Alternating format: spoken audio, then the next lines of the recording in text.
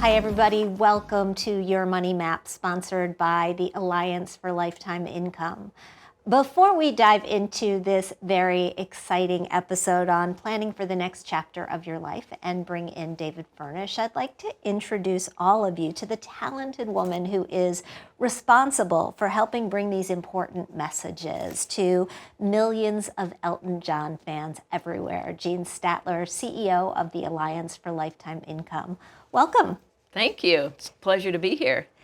We're in some interesting times these days. We've got incredible market volatility. We have peak 65 headed our way, the time when more people, more baby boomers will turn 65 than any other. That hits in 2024. We know many of them are not prepared for that or for the fact that they're going to live much longer than they ever expected. When you put together the Alliance, what were you looking to solve for? What messages were you looking to get out there? I think the main message and the mission of the Alliance has to do with educating the consumer about the need for some kind of protected income in their retirement portfolio or their financial plan after they quit working so they won't run out of money. There's a real societal crisis out there of people going bankrupt in retirement. We've done away, society did away with the pension system many years ago. Now, for a lot of people, the only way to get protected income is using an annuity. And it's not a word that many people knew or were comfortable with before the Alliance started doing its work. We needed to break through with helping people understand what a true annuity is, that it really is a source of protected income like Social Security, like a pension that can last your entire lifetime. So you're charged with getting the message out there. What made you think we should partner with Elton John? This partnership with the Alliance and Elton and David Furnish, the CEO of Rocket Entertainment. How, in your mind, was that going to further the mission? Our missions align, and that is that Elton John has always been, and David, about human dignity throughout all stages of your life. And the partnership, as he goes on to the next stage of his life, is what we're educating consumers about how to fund that next stage of your life. And I think that a financial plan, and what they embraced was understanding that they needed a financial plan and that their fans needed and wanted a financial plan, which is the key to living a long, healthy life and making sure that you have the funds that you need to support that life. What's been interesting to me as we've rolled out these Your Money Map shows is your focus on underserved communities, on the LGBTQ plus community, on women, on singles, on Latin Americans. It's lining up in that way as well, I would think. Exactly. And I would say that they were the most receptive, women, LGBTQ community, to our message and to our interaction with them, because they hadn't really thought about a financial advisor. They didn't know, and they wanted a financial advisor that looked like them and talked like them and cared about them and their lifestyle. So I think this is the alignment that really took off, and that David and Elton both appreciated and came to really apply to their own life. And that's why he was doing the farewell tour. And I'm sure you're going to hear from David about how they set up their financial plan to go on and to fund the next stage of their life. I'm looking forward to getting all the details. David is here because you will be continuing this partnership into the next year. That's exciting. Why did you decide to keep going? 2022 was such a home run for us with the partnership with Elton and David and the Rocket team, that we really were excited about figuring out a way to be creative of how to continue to work together because of this alignment, because of the perfect fit of how we're following the yellow brick road to financial security. And so when we approached David, about continuing, he was incredibly receptive to it because he saw the receptivity of his fans, of their fans, to our message. And so we are continuing the partnership. It's going to not in concert, obviously, because he's finished touring in the United States, but on social media, doing, working together on various education, outreach, and create other creative ideas that we have, like our conversation today. Absolutely. Well, we are going to talk with David about what's in his plan, what's in Elton's plan, what's the next phase of their life, and what's on their bucket list. But I want to thank you for bringing this message to us and for sharing all of this wonderful information. We're so excited about this partnership with Elton and David, and I can't wait to hear what David has to say. Thank you so much, Jean. And now it's my pleasure to bring in David Furnish, the Chief Executive Officer of Rocket Entertainment and Chairman of the Elton John AIDS Foundation. David, welcome. Thank you so much for doing this. It's a pleasure. We know that Elton's foundation, that you are the chair of, has been a passion of his and yours for many decades. Yes. Tell me a little bit about it, why you started it, what it is in your life in terms of importance. It's one of the most important things in our life, and it's something that we've pledged to do until the job is done. Both Elton and I were gay men who survived the 80s. And the 80s, when AIDS first reared its ugly head, was a really horrible, desperate time. We lost so many friends. Yeah. At that point in time, Elton wasn't in the healthiest position, and I know he wishes he'd stood up and been more of a voice and done more. I was actually in the closet and was scared, and AIDS actually sort of made me hide away. And so in the 90s, when Elton was sober and we were together in our relationship, we really felt this calling, this obligation to give back. We were so lucky to have survived. We were so lucky to have come through the worst epidemic, the worst pandemic, where so many people died such horrible, lonely, stigmatized deaths with no support. And at that point in time on the landscape with HIV/AIDS, a lot of focus was being put into research, which was important. We had to find medicines to deal with this because there was no hope at all medically. But we wanted to focus on direct care. We wanted to get help to the people that needed it now. People living with HIV, people living with AIDS, people supporting people living with AIDS, education, stigma reduction, compassion, putting our arms around people, showing them love. There were 70 million people, 75 million people infected with HIV, 35 million deaths. There was a lot of people that needed arms put around them. And Elton started in Atlanta, working locally with an organization that delivered meals to people who were too sick to cook, people who were too scared and too frightened to go outside their homes to get a meal. And he would knock on the door and leave a meal on someone's doorstep. And they would be too frightened to open the door to collect the meal. We've come so far, and it's because of the consistency of the work and the effort and the amount of people that were affected by HIV that has had this huge rallying cry. We're very proud to have been there from the forefront, and we really believe we can end AIDS by 2030, but we have to keep our foot on the accelerator. And it's important because we don't have a cure yet. We have treatments. We have treatments that reduce infection to a point where the viral load is not detectable inside someone's body. And also, they don't pass the virus on to someone else. So treatment is prevention. So it's a very, very powerful medication that we've got.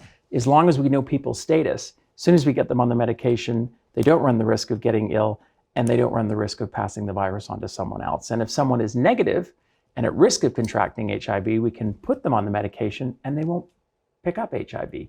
It acts as a prophylactic, actually, with higher percentage success rates than condoms. And they worked very, very well for a very long period of time. But we have to find the undetected HIV. We have to find the people who are still lurking in the shadows and living with shame.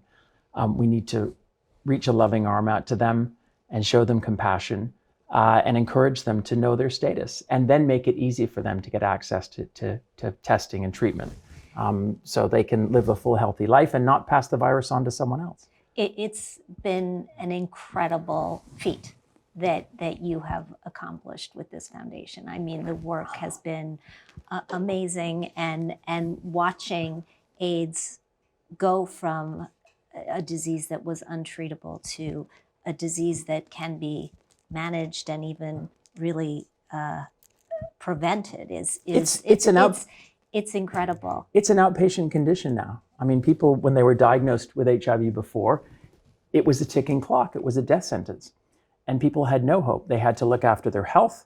They had to get proper nutrition, and they had to get love and care. But there was nothing medically that we could do for people until these amazing antiretroviral drugs came along, and they changed the game massively. In addition to your work with the foundation, you have been helming the enterprise at Rocket. Yes. No small feat there. Another job on the side. Exactly, just a side gig, right?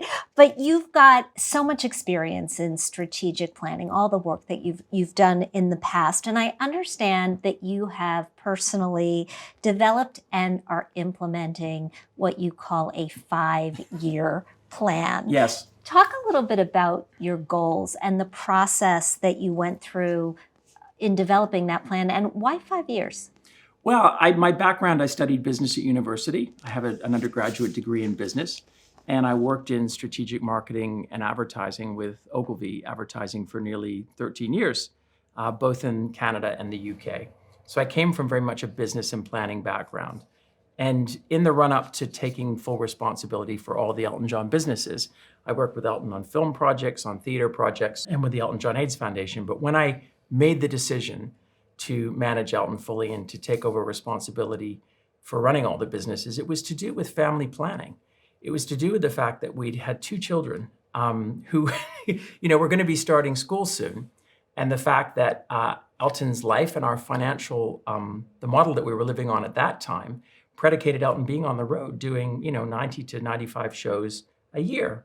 And when you put that in a diary and you look at a school schedule, the two don't exactly line up. They're not completely compatible.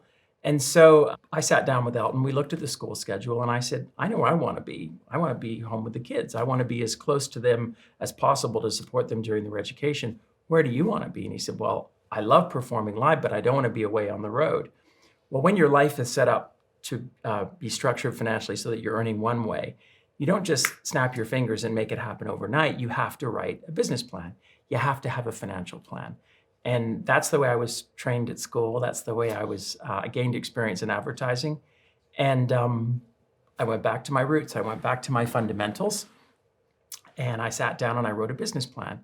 What would allow us to change the scale and scope of our business and successfully platform a farewell tour so that we could reach our financial goals, so that Elton could get off the road, enjoy what I call a semi-retirement, because he's never going to stop working completely. He's a passionate, vital, committed artist, and he needs to keep doing what he's doing. But we had to change the economic dynamic to get away from a life on the road to a life at home, still being a creative, prolific artist, but not having to travel and tour in order to pay the bills. When I hear you describe shifting gears, getting out of one phase of life and into another phase, it is very similar to the process that people go through as they're planning for their own retirements, as they're planning to reach their own next phase of life. What words of wisdom do you have for them? I think set goals for yourself. You can't make a map until you know the destination. So where is it we want to go? What kind of life do we want to have? What does that entail? And how much is that going to cost us? What are we going to need to basically earn every year, free and clear, in order to maintain, a standard of living and a lifestyle that allows you to fulfill all your ambitions? Now, we want to be home to spend time with our kids and see them do well in their schools and their studies, but we also want to take time and travel and see the world with them. Part of the frustrations of Elton being on the road all the time is then he hasn't been available as much on school holidays. And the world's a big, wonderful place.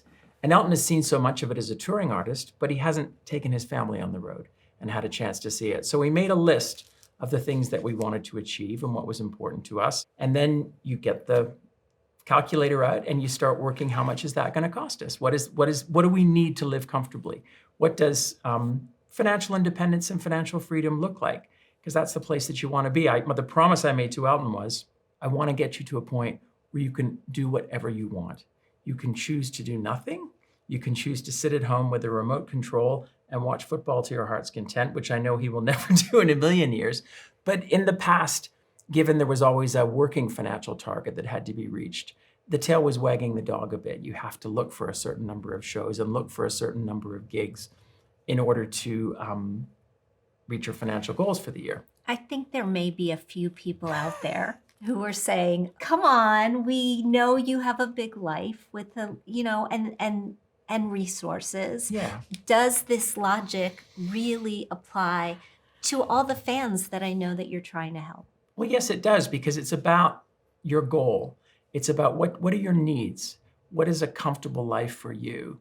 And in the case of someone like Elton, he's one of the, I would say, arguably one of the 10 most famous people in the world. We have to have a home life and an environment and a way of traveling that protects him, that gives him the privacy that he needs, that allows us to take holidays and travel in a way where we have some support. We need a little bit of security. We need people to go ahead and just check out and make things work the way they need to do. Yes, it is grander and bigger than the way the average person has to travel, but it's still our version of a comfortable holiday, because a holiday, you want to relax. Right. You want to be able to switch off. And in order to be able to do that, we have to make sure that the place that we're going fulfills all the necessary requirements. Elton's not like you and me. We can just walk out the front door, go grab a coffee, sit in a cafe, walk through a museum or a gallery, go walking down the street and window shopping. He can't do any of those things. So we always have to have a structure around that supports him so that he can move through life as freely and unencumbered as possible. And that costs money. Yeah, absolutely. There are, we know, about 3 million LGBTQ plus Americans, adults over the age of 50 in the US right now. That number is expected to grow to 7 million by the year 2030. And for the reasons that you mentioned before, but also because of a lot of societal prejudices, finances have really been a challenge for many of these people, and so has planning for retirement. A Gallup poll recently showed that LGBTQ plus Americans face real disparities when it comes to preparing for their retirements. What are some tips that you might give to members of this community? Part of what I think has impacted the LGBT community has been the scourge of AIDS. I think everybody was living with a huge dark cloud over their heads. I think there was a sense that one could be diagnosed with HIV and you could lose your job, you could lose your financial security, you might not live a long life and be able to even reach a retirement. And I think it created a sense of, I'm just going to live for the day. I'm just going to enjoy life as much as I possibly can right now, because I'm scared of what tomorrow may or may not hold. And I think that's probably the only way you can survive in a situation like that, is you have to really treat each day like a blessing and make the most of it. But now with these drugs that we talked about earlier and the long, full, healthy lives that people can lead, you want to live as full a life as possible, and you want to enjoy as much life as possible. So it's a shift in mentality from, I'm just going to make ends meet and I'm just going to live my life and enjoy every day because it could all end tomorrow, to, I don't want to be working the way I'm working for the rest of my life. I want to have a time when I can have more freedom and enjoy myself. And again, I think that's down to making a financial plan. I think you sit down and you have to visualize, sit down with your partner, sit down with your husband, with your wife, your lover, whatever title you have. There's lots of wonderful ways people define LGBT relationships, and decide what kind of life you want. Like, how do you want to live? What are your outgoings going to cost? How much money are you going to need to pay your mortgage or pay your rent, pay your bills? You're living that way on a day-to-day basis anyway. You can make an inventory of everything that you think you'll need, and you can start to put it down. In all my business life and all my personal life, whenever I feel like sometimes things are getting a bit untethered, I've never, ever regretted and always appreciated the support I get by putting things into a structure, putting them into a plan, giving them a shape and a timeline. So write down the things you want, the kind of life you want to have, when you want to do it, and how much money you need to have put put aside in order to reach those goals. And I think in some cases, and I have this kind of support too, Elton's just finished, a very successful tour. How am I going to manage those resources, that money, when you don't just take it and put it in a bank account and just draw down cash when you need it. That's a sum of money that you need to take financial advice on so that you can maximize your return on it, so that it's invested safely, so that it's invested in a way. We have a very conservative investment policy in our family because Elton's going to be 76 soon.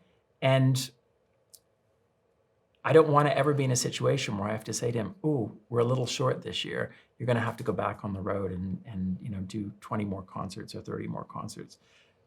I want retirement to be real freedom for him. And so I think you have to practically look at what that's going to cost and how long it's going to take you to get to that point. And then when you have identified that you're going to have this sum of money that you want to invest, get great advice to invest it properly in a way that you're protected. How have you found the challenge of getting great advice? It's a question that we get asked all the time. How do I find financial advisors that I can trust? I think do your research. Ask around, get as much information as you possibly can, get a recommendation. I wouldn't just randomly put my money in the hands of someone that I didn't know. It's a bit like buying a car. You want to check out a few models, you want to kick the tires, you want to read the reviews, you want to go online and do your research and talk to colleagues that you trust and respect. Everybody, I think, at some stage in their life will have had key financial figures in their life, whether it's a bank manager who's helped them out or somebody perhaps in your workplace who's more sort of money-minded than I think the average person is. They're good resources. They're good people. You can pick their brains and get advice from them as to who they really recommend. And then make a short list. And I would interview them. I would go with your plan. Take the plan that you've put together. This is what I think I'm going to be able to save. This is the kind of life that I want to live. This is how much I think it's going to cost me. How are you going to help me achieve that goal? I would make them a partner in that process. And I would share that thinking with them. So the investment management that Elton and I have, we're very clear on the types of risks that we want to take, the types of investments that we want to make. And I rely on them to make the recommendations that get us the returns that we need in order to live and fulfill our lifestyle goals. It's a very important relationship. It's the ultimate in trust, and it's not a client service relationship, it's a partnership. Yeah. And I really feel you have to have that connection with the person that you really feel you trust them, and that they really understand you and what your needs are. I think that's super, super important. And then you're in sync. And then the best thing by doing your research and getting your finances in the right place, in the right hands, is it gives you peace of mind. And then I know my retirement savings are in the best possible hands they can be, and I can get on with the business of enjoying my retirement because we all work so hard to get to that point. I can't wait for Elton to come off the road.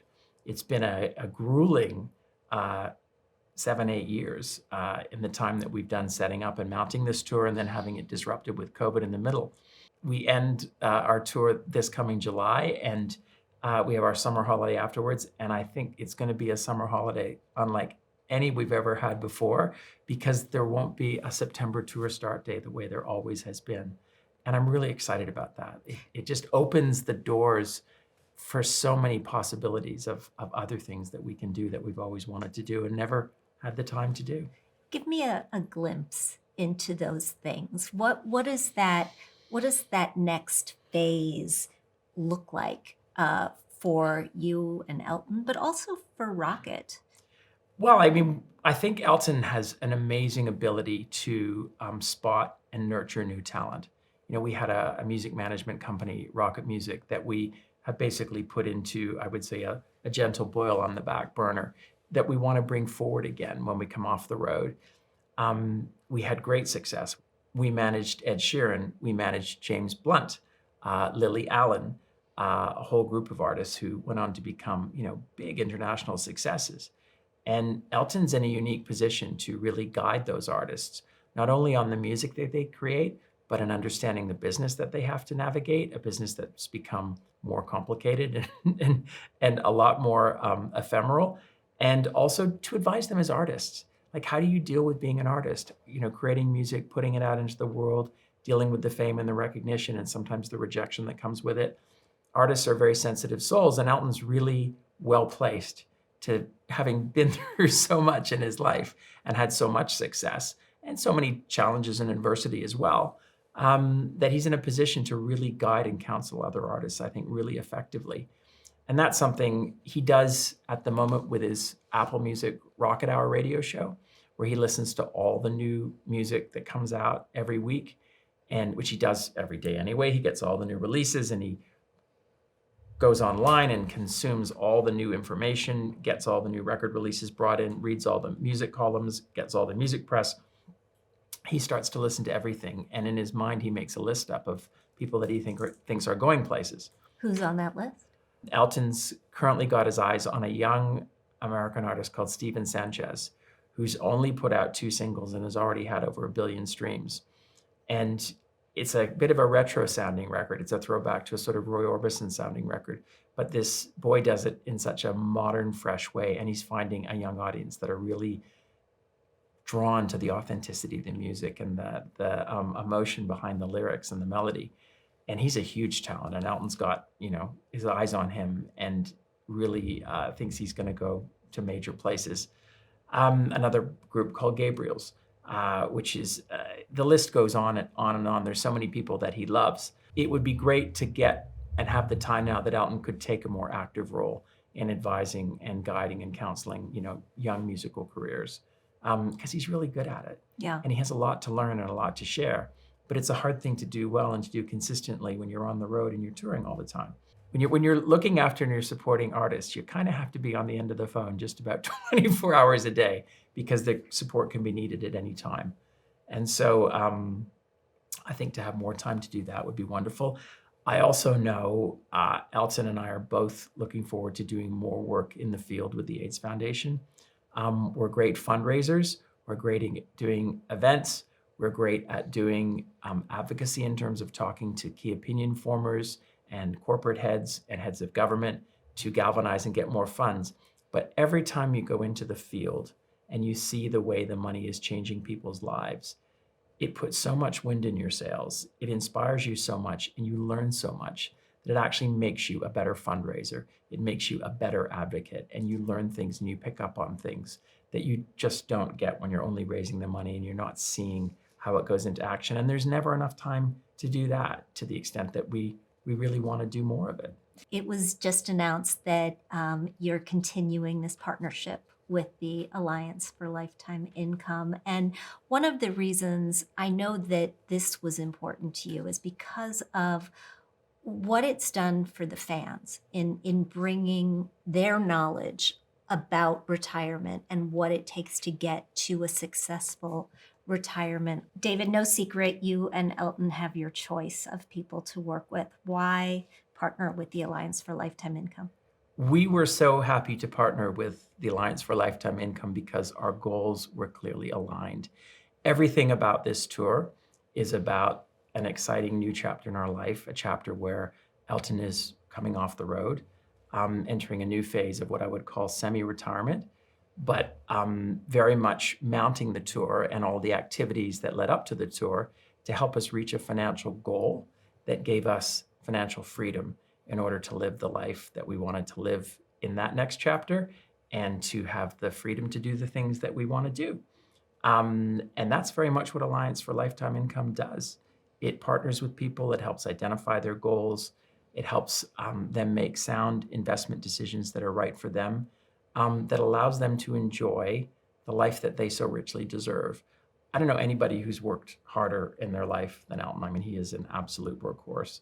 And now that we have children and there's so much more time we want to spend together and so many more things we want to do together, it's very, very richly deserved. And in order to do that, you have to partner yourself with the right financial allies to make the plans you need and reach the goals that you want. And that's what Alliance for Lifetime Income is all about. So we're super happy about that. Also, a lot of Elton's fans are in a similar position that we're in. They have been following his music for over 50 years, and they're at a stage in their life where they want to think about what kind of retirement they want to have, and what does financial freedom and peace of mind mean to them. And so to have the awareness of Alliance for Lifetime Income at all of our concerts, at our events, people can get more information. People are saying, okay, Elton's planning for his retirement. Maybe I should do the same thing. He partners with these people. I should look at them. It's a very busy, complicated landscape when you're looking for financial advice. And so it's important to give people, the information and the options that they need. So we very much are aligned and stand by what Alliance for Lifetime Income does.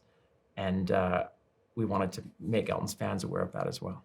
When we had a chance to speak to Elton, he told us on his bucket list are a couple of specific things: taking the boys to more Watford games. Absolutely. And as long as they win. only if they win. Paging Ted Lasso, right? Spending more time on the foundation. Yeah. What's on your personal bucket list?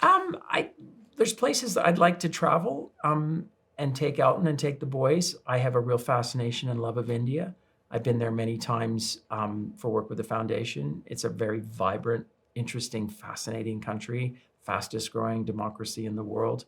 And in order to really see it and appreciate it, you have to really dive in and travel around and see lots of it in order for it all to make sense and to have the richest experience. Our sons both want to go to the Antarctic, and Elton wants to go to the Antarctic as well. I have no idea how to do that. I have no idea how to get there or what you do when you get there, but it is something that's been identified as a goal by everybody. And then our older son has turned into a real fisherman, real fishing aficionado, if you can say such a thing. And he has already gone online and identified all the best fishing places in the world. He wants to go to Costa Rica. He wants to go to Hawaii. He wants to go salmon fishing in the north of Scotland. We were out fishing with him on the Great Barrier Reef just before the new year and had such a wonderful day out together as a family. I want to do a lot more of that. I think that would really, really be fun because it's such a healthy, life-affirming thing to do in the outdoors. And it's something we can all do together, which is great. That sounds amazing. David, thank you so much for doing this with us You're today. welcome. It's We a pleasure. appreciate it, and we really appreciate the partnership. So do we. Thank you so much. It's wonderful, and long may it continue. Thanks. Thank you.